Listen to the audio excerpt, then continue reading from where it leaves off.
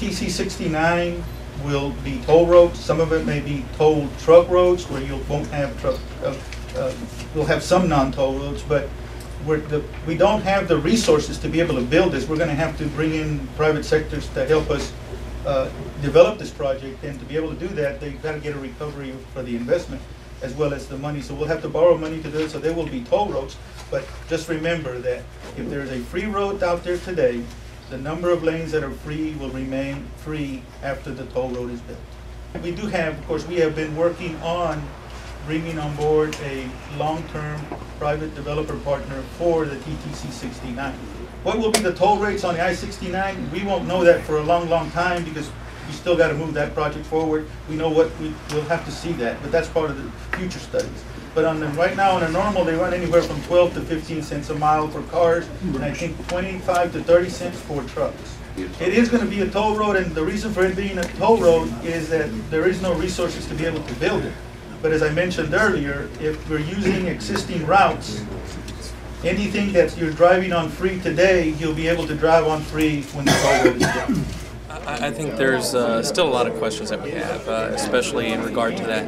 And now that we're going to be having our town hall meetings, as stated by Mr. Amadeo Saenz, coming up in January, I think our public does need to get involved. And we do need to get out there and make a difference, because it's the voice of the citizens that actually mold the decisions that we make.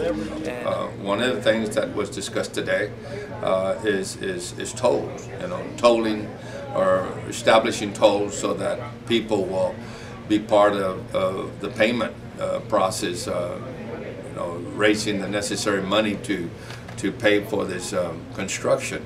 And that's something I think is going to find some opposition in our community. I personally feel that after all the interstates were established in Texas, in Dallas, in Houston, San Antonio, El Paso, Laredo, the people in those areas didn't have to pay a toll, and it's just it's beyond my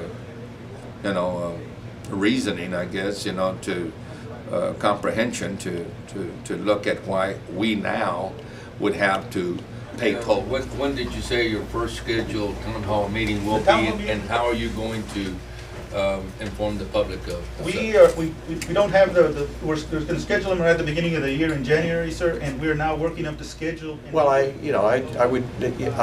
think that from our standpoint, I hope that we, as we move forward, that the ability to set up this committee of 24, I hope that that's done in such a way that we can really sit down and have a dialogue to determine the best route, and come to terms with that will benefit the whole valley and not one particular location over another.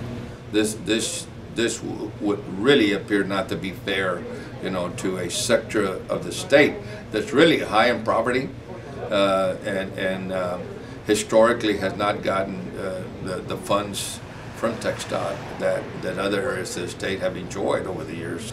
Our future I-69 will be situated on, and obviously we're thankful for that. The interstate highway to the valley should have been here many years ago. The I-69 board, what we've looked at is the fact that without a doubt there's certain segments that are toll viable and don't need any help.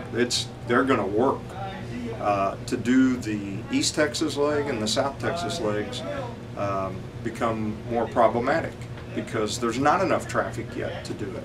So our plan was to take some of the toll viable area and share it so that you have a complete segment all across Texas on I-69 or TTC 69. Anything else?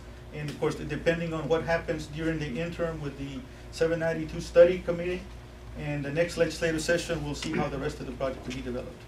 It's closer to being a reality than it's ever been.